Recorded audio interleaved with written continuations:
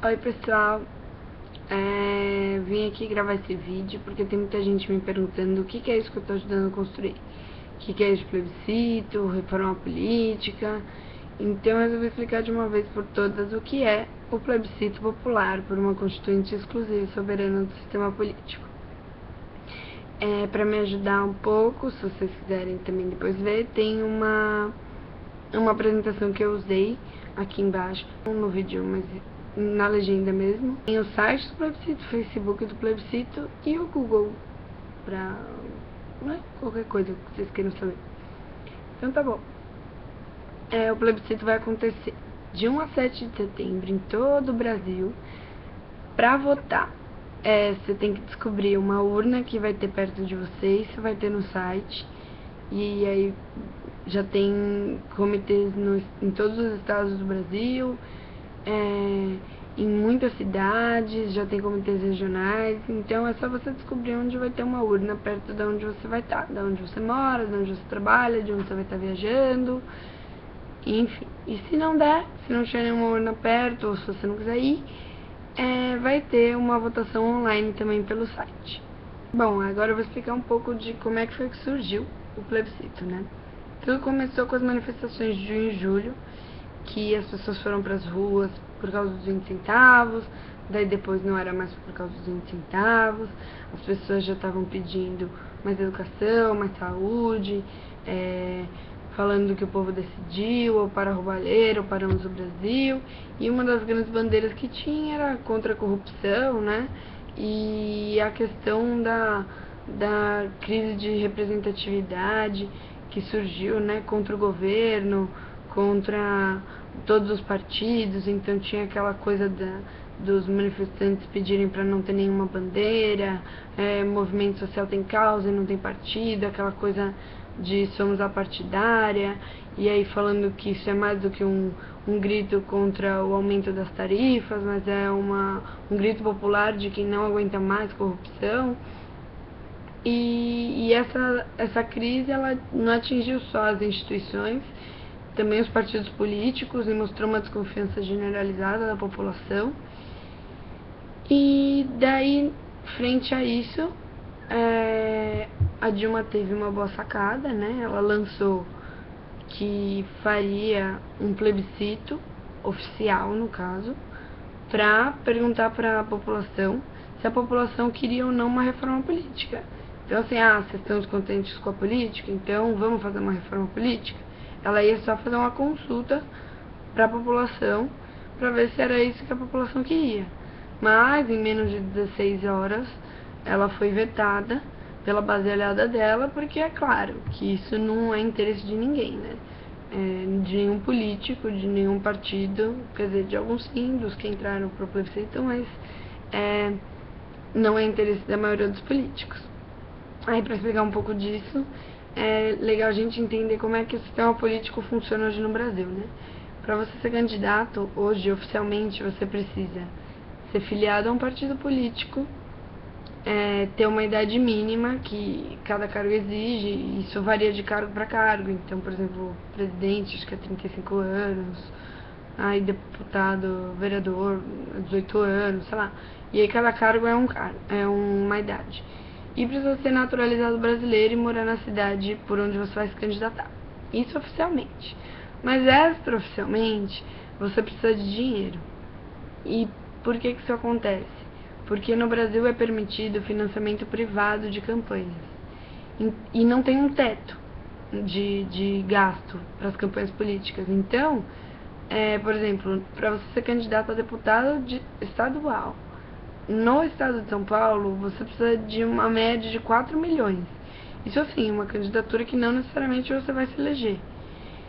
E da onde que as pessoas tiram esse dinheiro? Pode ser também do bolso delas, claro, mas elas têm que receber um patrocínio mesmo, né? Então, aí elas vão em busca dos financiamentos privados, que quem financia as campanhas são bancos, empresas, as empreiteiras, as teles, enfim, e aí tudo que é empresa, na verdade elas não fazem financiamento de campanha, né? O que elas fazem mesmo é um investimento, porque hoje já se sabe que a cada R$ 1 que você investe num candidato que vai ganhar, R$ 8, você consegue R$ 8 de volta. E isso não é só por corrupção, também porque as empresas vão exigir que o candidato, por exemplo, um deputado, uma empresa financiou o deputado, aí vai chegar lá na frente, esse deputado tem que retribuir o que essa empresa investiu nele, né? Então, aí ele vai ter que aprovar ou não uma certa lei que essa empresa quer, e aí o deputado e os parlamentares e todo mundo acaba ficando refém desse jogo político que é o financiamento privado de campanha. E disso o dinheiro serve também para você ganhar tempo de TV, tempo de rádio, tudo. E por isso que acaba que as grandes mídias ficam tão divididas entre alguns partidos, os partidos mais ricos, e outros partidos nem aparecem tanto, porque o tempo de TV é comprado. E o que o financiamento de campanha também permite? Todo o esquema de corrupção, né? Porque é daí que surgem os tais dos caixa 2, são os políticos recebendo dinheiro num paralelo das empresas e devendo ainda mais favor, né? E além disso tem também a questão das alianças políticas que são feitas, né? Então, cada aliança política também dá mais tempo de TV, cada aliança política também garante que você vai ter mais eleitores, e aí é por isso que a gente acaba vendo alianças bizarras, tipo PT com Maluf, ou agora o PSOL com o PSDB em Alagoas, e esse tipo de bizarrice que acontece. A pessoa se candidatar hoje, se eleger, se candidatar, não, você pode não ter dinheiro e pode não ter nenhuma aliança, mas você não vai ganhar. Para você ganhar, você precisa ter uma boa aliança política, uma boa base de partidos que te apoiem e ter dinheiro. Sem isso você não se elege. Então é por isso que 70% dos nossos parlamentares são empresários, e não representam quase ninguém na nossa população. Qual a porcentagem da nossa população que é empresária? Então é por isso que a gente não consegue eleger representantes de verdade, que nos representem de verdade. E aí o que acontece? Aí nós, população, elegemos os políticos, né? A gente vai lá em outubro agora, vai votar. Eles vão prometer um monte de coisa pra gente, vão prometer defender os interesses do povo, mas na verdade eles vão defender os interesses de quem? Dos seus patrocinadores e das suas alianças políticas, isso é óbvio. E é por isso que daí a gente acaba que não consegue avançar não consegue nem ter nenhum avanço estrutural na saúde. A gente tem poucos avanços. Aí, claro, o que acontece, né? A gente pode eleger, trocar de governador, trocar de presidente, trocar de não sei o quê, mas no fim das contas, se o sistema político continuar desse jeito, a gente pode ter alguns avanços, sim, porque a gente tá tendo, mas a gente e se a gente troca, pode ainda ser pior, mas de qualquer forma, no grosso acaba sendo que a gente não vai conseguir avançar estruturalmente na saúde de verdade, na educação, não vai conseguir não vai conseguir mexer nas questões de moradia. Em todas as questões que você pensar, vai ter um impasse que o sistema político vai colocar. E então daí não adianta a gente ficar só reclamando que a gente quer mais saúde, mais educação e menos corrupção, porque enquanto a gente protestar com milhares, eles vão patrocinar as campanhas com bilhões, e aí a gente pode gritar o quanto a gente quiser, que o dinheiro vai sempre falar mais alto. E aí o gigante vai voltar a dormir e o sistema vai continuar engessado, né? Então, é por isso que aí veio essa proposta de que se tanta gente reclama da política, então é porque a política precisa de reforma, né? E aí, o que aconteceu? Organizações resolveram criar esse plebiscito popular, né? Porque eles viram assim, eles fizeram a leitura de que a sacada da Dilma foi boa e que não podia deixar de ir pra frente, porque a reforma política já foi pautada muitas vezes no Congresso e sempre foi vetada, sempre. E Por que ela é sempre vetada? Por causa disso, porque ninguém quer perder o poder. Aí que é interessante saber. Quem que escreveu a Constituição de 88? Era uma Assembleia Constituinte, como a que a gente está querendo convocar. Só que era uma Assembleia Constituinte que de manhã os caras eram da Constituinte e de tarde os caras eram deputados. Então eles escreveram a questão do sistema político, tudo baseado no interesse deles, para eles terem cada vez mais poder, para eles terem mais dinheiro e defendendo os próprios interesses. Veio a ideia do plebiscito popular, né? O que é isso?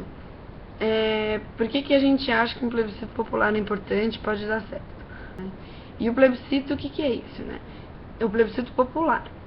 Não é um plebiscito oficial como o da Dilma. O da Dilma, que ela convocou, que ela disse que iria convocar, seria a população toda iria votar, igual aquele referendo do desarmamento, e aí o que fosse resultante de lá ia ser oficial para se fazer ou não a tal da reforma política. Mas o popular, o que ele é? Ele é um instrumento de democracia direta, só que puxado pelo povo. Permite que milhões de brasileiros expressem a sua vontade, só que ele serve como uma pressão aos poderes públicos, para que os poderes públicos sigam a vontade da maioria do povo. Mas ele é então um instrumento de pressão popular. É um instrumento de democracia direta, né? Porque aí já tem um monte de gente falando que esse plebiscito é golpe, mas eu não consigo entender. Quer dizer, você vê o Reinaldo Azevedo, o Rodrigo Constantino da Veja, um monte de gente falando, postando coisas falando que é golpe, mas como é que pode o povo simplesmente demonstrar o que quer ser golpe? Não faz o menor sentido essa fala. Não é golpe porque é só o povo dizendo o que quer. Não é golpe porque o que sair desse plebiscito, que é popular, não vai servir de nada se eles não ouvirem a gente. E esse que é o legal dessa campanha, né? Esse processo pedagógico que a gente está fazendo. Então a gente não quer milhões de votos sim, inconscientes. A gente quer votos conscientes que entendam o que é, por que precisa de uma reforma política, por que a gente precisa mudar esse sistema político para a gente conseguir fazer uma pressão popular de verdade, para a gente conseguir ser ouvido, para os políticos ouvirem a nossa vontade e para os políticos começarem a se mexer a favor do que a gente quer, porque é o mínimo isso. A gente vive numa democracia indireta, né, que a gente elege representantes que deveriam seguir a maioria, a vontade da maioria de quem elegeu eles. E isso não é nada do que acontece. E isso precisa mudar. Então a gente só está querendo expressar a nossa vontade para que eles escutem e façam a reforma política. Mas pode ser que sim, que eles não façam nada com isso, pode ser. Mas por que a gente acredita que isso vai acontecer? Porque desde 2000 está tendo plebiscitos populares.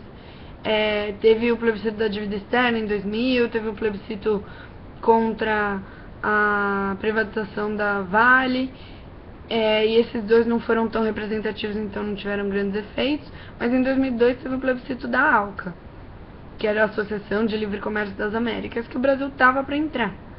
E o governo estava tendendo a entrar na ALCA. E aí, nos mesmos moldes desse de hoje, a população se organizou, os movimentos sociais, organizações, partidos se juntaram e resolveram fazer o plebiscito contra a ALCA. Conseguiram 10 milhões de votos e aí o Brasil conseguiu pressionar o governo para não entrar na ALCA. O governo, no fim, não entrou.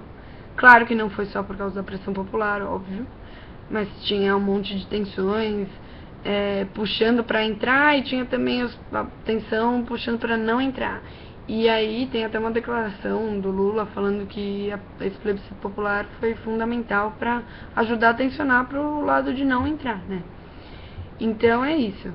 A gente acredita que, como esse assunto já foi pautado muitas vezes e a população está realmente cansada da política que está sendo feita, a gente entende, e estamos na véspera das eleições, né, isso que eu acho que é bem legal também, porque a gente pode pressionar assim, a gente vai de 1 a 7 de setembro coletar os votos, aí a gente tem sucesso na coleta dos votos e vai pressionar os políticos.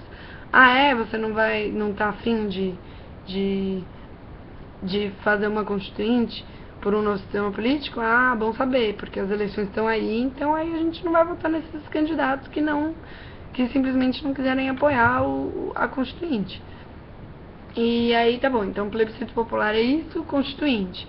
É a ideia de eleger representantes para compor uma assembleia que vá mexer nas constituições de 88. Só que é exclusiva do sistema político, então vai mexer só no que for referente ao sistema político. Claro que o sistema político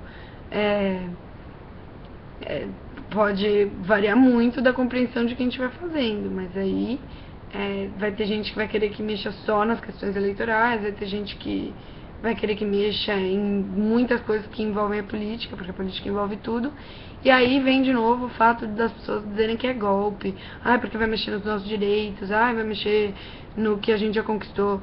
Não, primeiro, existe uma coisa na Constituição, pode por aí na Wikipedia pesquisar, que é a cláusula pétrea.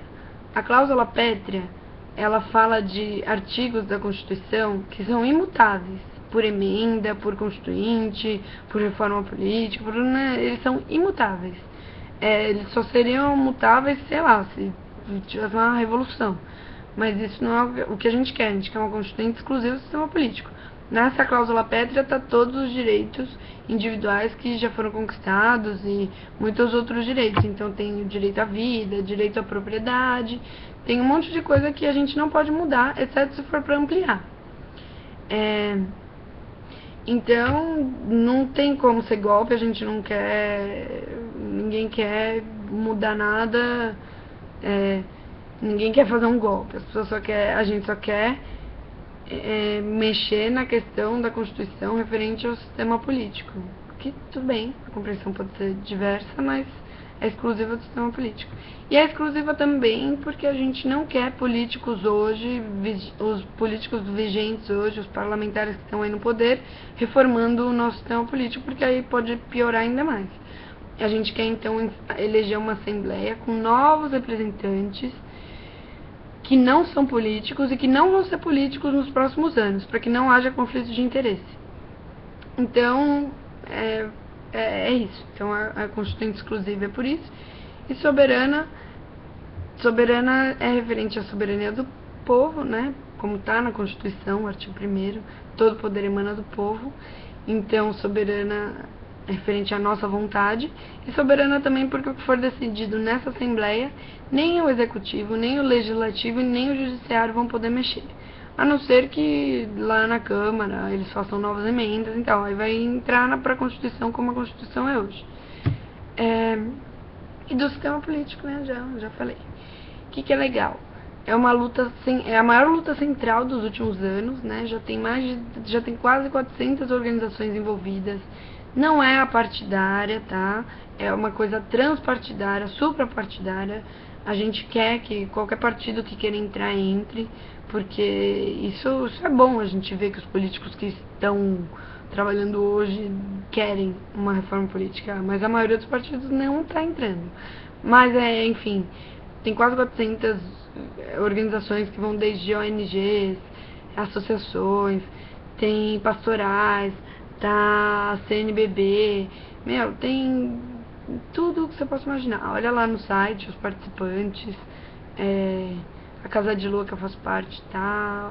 E, enfim, tá a Marcha Mundial das Mulheres, tá os movimentos de moradia, deu tudo, coisa que você nem imagina tá dentro do plebiscito já. E a gente tem mais de 1.000, acho que a gente já tem mais de 1.600 comitês no Brasil inteiro, que vai desde o comitê nacional, né, que é quem coordena toda a campanha, e aí os comitês estaduais, já tem todos os estados, comitês municipais, e aí tem os comitês locais, regionais, e a ideia é cada vez mais centralizar, porque como não é de uma entidade, como não é uma coisa oficial, nada assim, a gente quer que seja livre, cada um que quiser integrar e fazer a sua campanha do plebiscito é para fazer. Então a gente fez, por exemplo, na Casa de Lua, um debate do porquê que uma constituinte é interessante para as mulheres, falando da questão da representatividade, que não tem mulheres no poder. Mulheres no poder só são 9%, e quando as mulheres chegam lá, elas têm que se portar como homens, né? Senão elas não são levadas a sério. Tem toda a questão do trabalho da mulher, de tudo.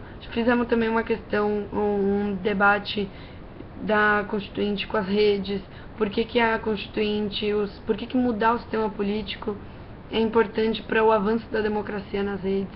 E se você for parar para pensar, a Constituinte é importante para tudo. Por que a Constituinte é importante para a gente avançar na saúde? Porque tudo que a gente pensar, que as pessoas já têm já existe um projeto de melhoria que a gente fala, por que eles não fazem isso? Por que eles não melhoram?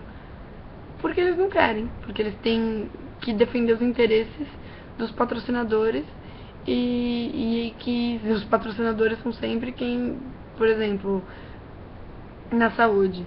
Por que os caras não vão avançar? Porque por trás deles tem os planos de saúde, tudo, e que não interessa avançar na saúde pública, e aí eles simplesmente não vão pra frente. Então, é isso, a gente quer mudar o sistema político, e a ideia é essa, mudar o sistema político para transformar o Brasil inteiro. Então, acho que é isso, já foi bastante. Então, vá às urnas, de 1 a 7 de setembro, para votar sim por uma Constituinte exclusiva e soberana do sistema político. Sabia que estava faltando alguma coisa, né? Então, a ideia é que depois que a gente consiga, então, 10 milhões de votos ou mais, sim, né? Dizendo sim, nós queremos uma Constituinte exclusiva e soberana do sistema político. E com isso a gente vai levar lá para o Congresso, vai levar para a presidenta, vai levar para o Senado e vai exigir que eles convoquem um plebiscito oficial aí para a população dizer que sim, nós queremos a Constituinte, só que a gente quer que eles convoquem esse plebiscito com a mesma pergunta que o nosso. E é isso, essa é a importância da nossa pressão popular. E aí a gente quer que eles convoquem um plebiscito oficial, e daí a gente acredita que... E o nosso trabalho não vai parar aí, né? Por isso, se você ainda quiser montar um comitê, ainda tá em tempo. E daí, depois que eles convocarem esse plebiscito, e aí mais pra frente, né? Não vai dar tempo antes da eleição. Antes da eleição a gente só quer pressionar Congresso, Senado e Presidência. E aí, depois que a gente conseguir o plebiscito oficial, a gente vai querer uma Constituinte exclusiva e soberana do sistema político, né? E a ideia é que essa Constituinte acabe com o financiamento privado de campanha, então democratize o sistema político e, por exemplo, então todos os partidos vão ter direito a mesma grana para fazer suas campanhas, e vai ter um teto, eles não vão poder gastar bilhões, milhões, nem sei quanto é que é. Então, passou de milhões, pra mim já é tão abstrato que é a mesma coisa. 30 milhões ou 12 bilhões pra mim dá na mesma. Então, tem que ter um teto de nada tão grande pra isso. Com esse teto você vai fazer comício, vai viajar ao Brasil, o seu estado, sei lá, o que você é candidato, vai fazer sua campanha com esse dinheiro no máximo. Isso vai evitar um monte de corrupção. Vai democratizar a questão das campanhas nas mídias, por exemplo. Então todos os partidos vão ter o mesmo tempo de campanha na TV. Vai também aumentar a representatividade da população. Então, por exemplo, ter mais mulheres no poder, mais negros, mais indígenas. E assim, só o fato de você não precisar de tanto dinheiro para se candidatar, gente como a gente pode se candidatar se quiser. E aí a coisa fica muito mais democrática, porque daí a galera consegue pôr como candidato alguém que represente eles de verdade. Então aí a coisa começa a funcionar, porque a gente levando pro poder gente que tá mesmo na população, que faz parte das causas, aí sim a gente começa a construir as mudanças estruturais. E, enfim, isso são só 2 pautas, mas na verdade, se vocês olharem no site, tem 1 milhão de coisas, mas como são quase 400 organizações, não tem um consenso exatamente do que tem que ser feito a reforma política. Por isso que a gente vai eleger representantes para decidir isso. E por isso, mais ainda, que a população tem que estar em cima para que a coisa só melhore e não piore em nenhum ponto. E é isso aí. Então, é nóis. Constituinte já. Eu voto sim. Porque a gente precisa dar um chacoalho aí na política do nosso país. E entendendo que nós temos voz na política sim. E a gente pode acreditar que isso é uma bela de uma pressão popular. Porque vai ser. E a gente conta com a sua ajuda e a ajuda de todo mundo. E é isso aí. E então tá. Não sei mais. Será que foi pra falar alguma coisa?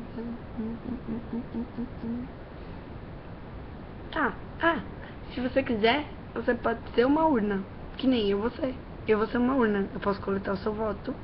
Mas você também pode ser uma urna e coletar mais votos. Pra você ser uma urna, tem todas as instruções no site. Você pode... Aí tem só algumas regras, né?